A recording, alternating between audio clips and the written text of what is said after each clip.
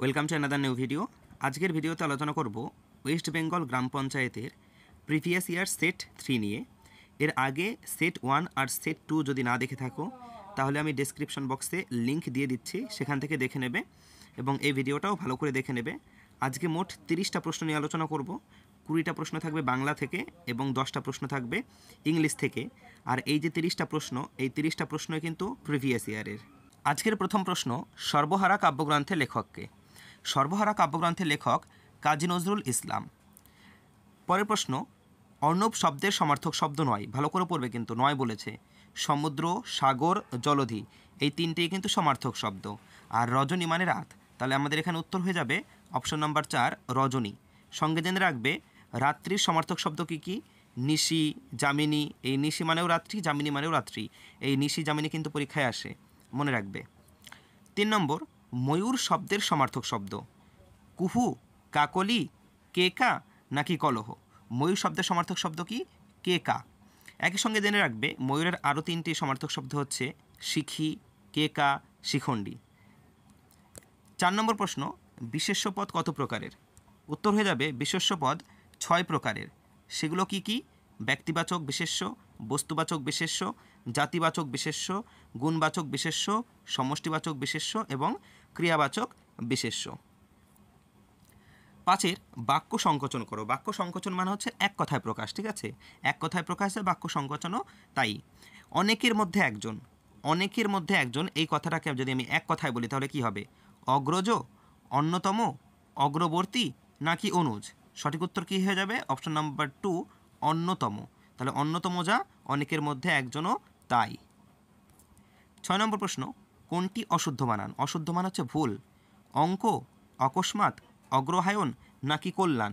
এর মধ্যে দেখো অঙ্ক বানান ঠিক আছে, অকস্মাৎ বানানো ঠিক আছে, অগ্রহায়ণ বানানো ঠিক আছে, তাহলে ভুল আছে কোনটা? অপশন নাম্বার 4 কল্যাণ। তাহলে কল্যাণ বানান কি হয়? কল্যাণ বানান শেষে দন্তন্য নয়, মূর্ধন্য হয়, মনে রাখবে কিন্তু। মহীরুহ শব্দের অর্থ কী?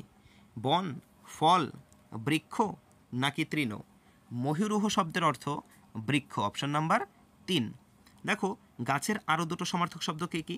তরু, পাদপ। তরু মানেও গাছ, পাদপ মানেও গাছ। 8 নম্বর প্রশ্ন, কোন বানানটি শুদ্ধ? শুদ্ধ মানে কি ঠিক, অশুদ্ধ মানে যেমন হচ্ছে ভুল, আর শুদ্ধ মানে হচ্ছে ঠিক। দেখো আমরা জানি ব্যাকরণ বানান কি হয়? বয়জফলা, ক, র, মূর্ধন্য। এখানে দেখো প্রথম বানানে কি আছে? কয়া আকার আছে, কিন্তু ব্যাকরণ বানানে কয়া আকার হয় না। দ্বিতীয়টাতে কি আছে? শেষে দন্তন্য আছে, আর ব্যাকরণ বানানে কি হয়? শেষে মূর্ধন্য হয়। তৃতীয়তে কি আছে? ব্যাকরণ, দেখো কয়ে আকার আছে আবার দন্তন্য আছে, তাহলে তো ভুলই। আর 4এরটা দেখো কি বলেছে? বয়জফলা আকার, ক, র, মূর্ধন্য। তাহলে অপশন 4 হচ্ছে সঠিক হয়ে যাবে, ভালো করে খেয়াল রাখবে। 9 নম্বর প্রশ্ন কি বলেছে? কোনটি দেশি শব্দের উদাহরণ? এর মধ্যে কোনটা? সম্রাট, চশমা, খোকা, প্রদীপ। এর মধ্যে দেশি শব্দ হচ্ছে অপশন নাম্বার 3 খোকা।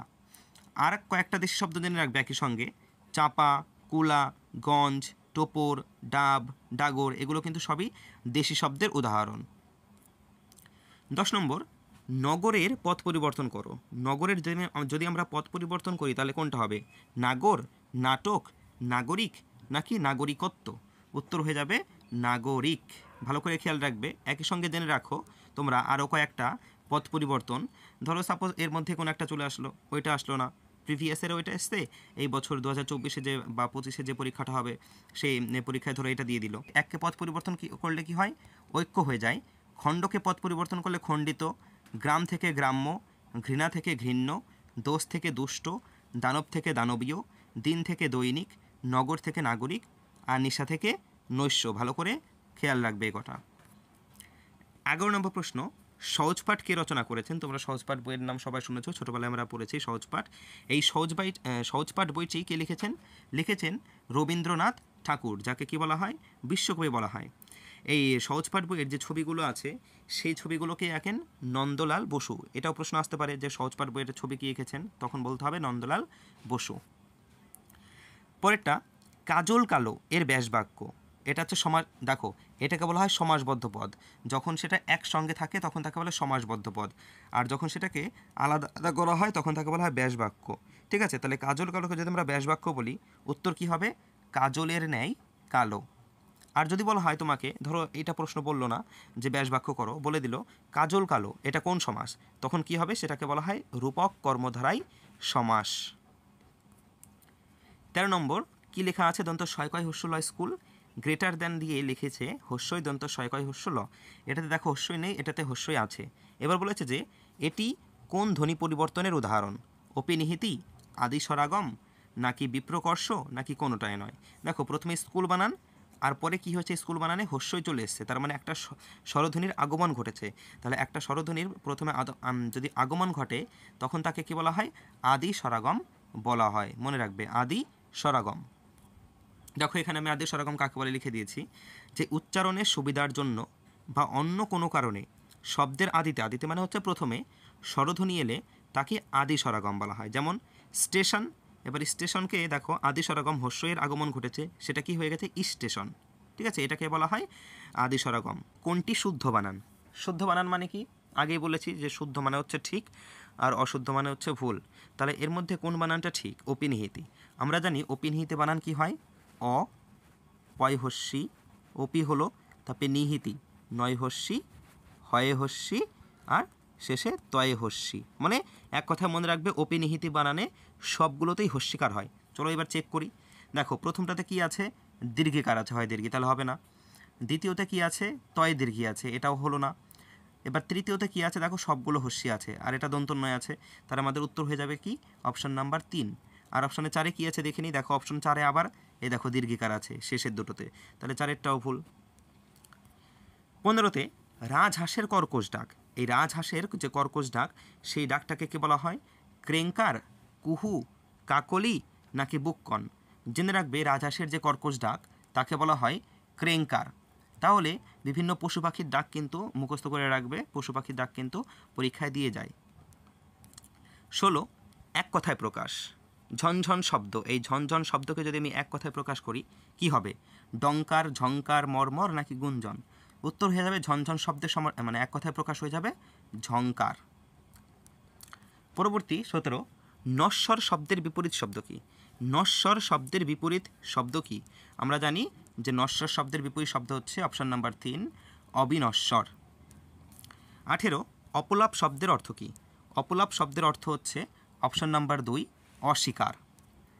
19 বিদ্রোহী কবি কাকে বলা হয়, আমাদের সবারই জানা বিদ্রোহী কবি হচ্ছেন কাজী নজরুল ইসলাম। পরবর্তী চলে যাব 20 নম্বর প্রশ্নে, ঘরে বাইরে কার লেখা, ঘরে বাইরে এইটা কার লেখা, ঘরে বাইরে লেখা হচ্ছে রবীন্দ্রনাথ ঠাকুরের, কাজী নজরুল ইসলামের, সুকুমার সেনের, নাকি মহাশ্বেতা দেবীর। তাহলে জেনে রাখবে ঘরে বাইরে লেখা হচ্ছে রবীন্দ্রনাথ ঠাকুরের।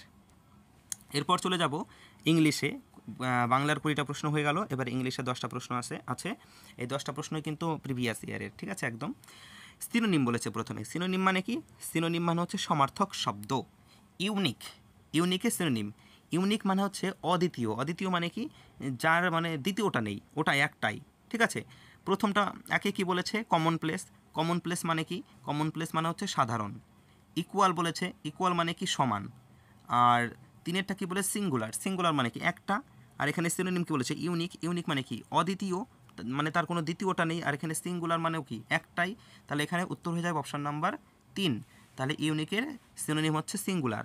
জেনে রাখবে রেপ্লিকেট মানে কি, রেপ্লিকেট মানে হচ্ছে প্রতিলিপি। পরবর্তী 2 অ্যান্টোনিম, অ্যান্টোনিম মানে কি, অ্যান্টোনিম মানে হচ্ছে বিপরীত শব্দ। ফিয়াস্কো, ফিয়াস্কো মানে কি, ফিয়াস্কো মানে ব্যর্থতা, তাহলে ব্যর্থতার বিপরীত শব্দ কি হয় বাংলাতে যদি বলি, সফল। তাহলে সফলের ইংরেজি কি হয়, সাকসেস। তাহলে এখানে উত্তর হয়ে যাবে অপশন নাম্বার 4, ফিয়াস্কো মানে ব্যর্থতা, তার অ্যান্টোনিম সাকসেস মানে সফল। ব্লান্ডার মানে কি, ব্লান্ডার মানে হচ্ছে বিগ মিস্টেক। ডেবাকল মানে কি, ডেবাকল মানে হচ্ছে ব্যর্থতা। আর লিম্ফ মানে কি, লিম্ফ মানে হচ্ছে নরবরে। তিনেরটা idiom, fall like a stone, মানে পাথরের মতন পড়া, স্টোন মানে কি পাথর, তো তাহলে পাথর একটা ভারী জিনিস, আর সেটা পড়লে কি হবে, খুব তাড়াতাড়ি পড়বে এবং খুব জোরে পড়বে, তাই তো। তাহলে দেখি কোনটার সঙ্গে মেলে, to fall slowly and gently, slowly তো পড়বে না পাথর যেহেতু ভারী জিনিস, তাহলে এটা তো 1 নম্বর হলো না। দ্বিতীয়টা কি বলেছে, টু ফল কুইকলি, মানে তাড়াতাড়ি পড়বে, অ্যান্ড হেভিলি এবং খুব ভারীভাবে পড়বে, জোরে পড়বে। তাহলে আমাদের উত্তর হয়ে যাবে অপশন নাম্বার 2 সঠিক। এবার কি বলেছে, ওয়ান ওয়ার্ড বলেছে, মানে এক কথায় প্রকাশ। স্পিকিং উইদাউট প্রিভিয়াস প্রিপারেশান, মানে পূর্ব প্রস্তুতি মানে আগে থেকে প্রস্তুতি না নিয়ে কোনো কিছু বলাকে এক কথায় কি বলা হয়? এটার উত্তর হিসাবে অপশন নাম্বার 3 এক্সটেম্পোর। ঠিক আছে। আর হেরেসি মানে কি? হেরেসি মানে হচ্ছে প্রচলিত মতের বিরুদ্ধে মানে বিরুদ্ধ বিশ্বাস, বা তোমরা বলতে পারো যাকে বলা হয় ধর্মবিরোধী। ঠিক আছে। ইনফ্যালিয়েবল মানে কি? ইনফ্যালিয়েবল মানে হচ্ছে অব্যর্থ, আর ইনভ্যালিড মানে তো জানোই যেটা বাতিল। পরবর্তী ওয়ান ওয়ার্ড মানে এক কথায় প্রকাশ আবার, the possible result of an action. The possible result of an action, পূর্ব প্রস্তুতি মানে আগে থেকে প্রস্তুতি না নিয়ে কোনো কিছু বলাকে এক কথায় কি বলা হয়? এটার উত্তর হিসাবে অপশন নাম্বার 3 এক্সটেম্পোর। ঠিক আছে। আর হেরেসি মানে কি? হেরেসি মানে হচ্ছে প্রচলিত মতের বিরুদ্ধে মানে বিরুদ্ধ বিশ্বাস, বা তোমরা বলতে পারো যাকে বলা হয় ধর্মবিরোধী। ঠিক আছে। ইনফ্যালিয়েবল মানে কি? ইনফ্যালিয়েবল মানে হচ্ছে অব্যর্থ, আর ইনভ্যালিড মানে তো জানোই যেটা বাতিল। পাঁচেরটা কি বলেছে? ওয়ান ওয়ার্ড মানে এক কথায় প্রকাশ, the possible result of an action, মানে কোনো একটা অ্যাকশানের সম্ভাব্য যে রেজাল্ট বা ফলাফল তাকে এক কথায় কি বলা হয়? তাকে এক কথা বলা হয় অপশন নাম্বার 3 র্যামিফিকেশন। র্যামিফিকেশন মানে হচ্ছে রেজাল্ট, ফলাফল। ঠিক আছে। আর তোমরা তো ডিসিশন মানে জানোই কোনো কিছু নেওয়া, নির্ণয় নেওয়া। আর কজেশন মানে কারণ। আর ইমপ্লিমেন্টেশন মানে কি? ইমপ্লিমেন্টেশন মানে হচ্ছে বাস্তবায়ন বা রূপদান করা। সিলেক্ট কারেক্টলি স্পেলড ওয়ার্ড, মানে সঠিক যে বানান সেটা খুঁজে বের করতে হবে। এখানে কি বলেছে দেখো, অপশন এতে আছে SE, 2 আছে কি দেখো SI, 3 কি আছে CI, আর 4 কি আছে SHI। দেখো পার্থক্যটা দেখো। তার আগে আমাদের জেনে রাখতে হবে যে জিমনাসিয়াম বানানটা কি। জিমনাসিয়াম বানান কি হয়? GYMNASIUM। এবার মিলিয়ে দেখো কোনটার সঙ্গে মিলছে জিমনাসিয়াম বানানে। দেখো তোমরা যদি দেখো মিলিয়ে, তাহলে অপশন নাম্বার 2 যাচ্ছে মিলে।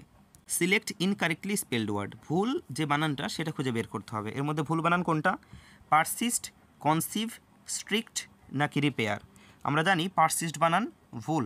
পারসিস্ট বানান কি হয়? পারসিস্ট বানান হয় PERSIST।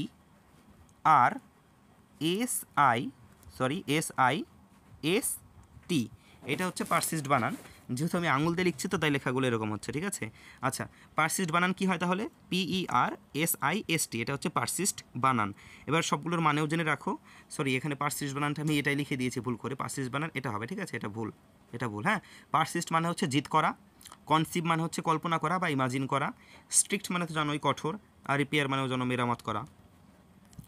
8 নম্বর প্রশ্ন, one can start the air conditioner dash pressing that switch, with pressing, in pressing, by pressing নাকি অন প্রেসিং? কী হয়ে যাবে উত্তর? By pressing. 9টা, those workers dash since 8 in the morning. দেখো এখানে আমরা বাক্যটা দেখলে কি দেখব, যেখানে সিন্স লেখা আছে, তাহলে সিন্স আর ফর যে বাক্য হয় সেটা সেই বাক্য কীরকম হয়? প্রেজেন্ট পারফেক্ট কন্টিনিউয়াস টেন্স হয়। প্রেজেন্ট পারফেক্ট কন্টিনিউয়াস টেন্সে কী হয়? হ্যাজ অথবা হ্যাভ থাকে, তার সঙ্গে বিন হয়, আর তারপরে ভার্বের সঙ্গে আইএনজি যোগ থাকে। তাহলে এখানে অপশন অনুযায়ী আমরা কোনটা দেখতে পাচ্ছি? হ্যাজ, হ্যাভ আছে, অপশন 3-এ আছে হ্যাভ, আর 4-এ আছে হ্যাভ। তারপরে কি বললাম? বিন থাকবে। তাহলে 4-এ তো বিন নেই, 3-এ আছে বিন। আর কি বললাম? ভার্বের সঙ্গে আইএনজি থাকবে, এখানে ওয়ার্ক ভার্ব, তার সঙ্গে আইএনজি আছে। তাহলে আমাদের সঠিক উত্তর হয়ে গেল এখানে অপশন নাম্বার 3। তাহলে বাক্যটা এরকম হবে যে those workers have been working since 8 in the morning. 10 নম্বর প্রশ্ন, the team members hugged dash after they had won the competition. এখানে শূন্যস্থানে কি হবে? অল, বোথ, ইচ আদার নাকি ওয়ান অ্যানাদার? দেখো টিম মেম্বার্স বলেছে, অনেকে আছে, তাহলে অনেকে যখন আছে তখন সেটা কি হবে? ওয়ান অ্যানাদার হবে। ঠিক আছে, তোমাদের গোলমাল হলে এই ইচ আদার আর ওয়ান অ্যানাদারের মধ্যেই হতে পারে কিন্তু। ঠিক আছে, অনেকজন যেহেতু বলেছে তাই ওয়ান অ্যানাদার হবে, আর দুজনের কথা থাকলে তখন ইচ আদার হতো। ঠিক আছে, তো আজকে এই পর্যন্তই। মোট 30টা প্রশ্ন হলো প্রিভিয়াস ইয়ার, আর এরপরে আবার সেট 4 আসবে, সেট 5 আসবে, এরকম করে আসতেই থাকবে। তো এই সেট 4, 5, 6 এগুলো পাওয়ার জন্য তোমরা চ্যানেলটাকে সাবস্ক্রাইব করে রাখো, আর তোমাদের বন্ধুদের সঙ্গেও ভিডিওটা শেয়ার করে দাও, তাহলে তার উপকার হবে। আর ভিডিওটা কেমন লাগলো অবশ্যই কমেন্টে জানাবে।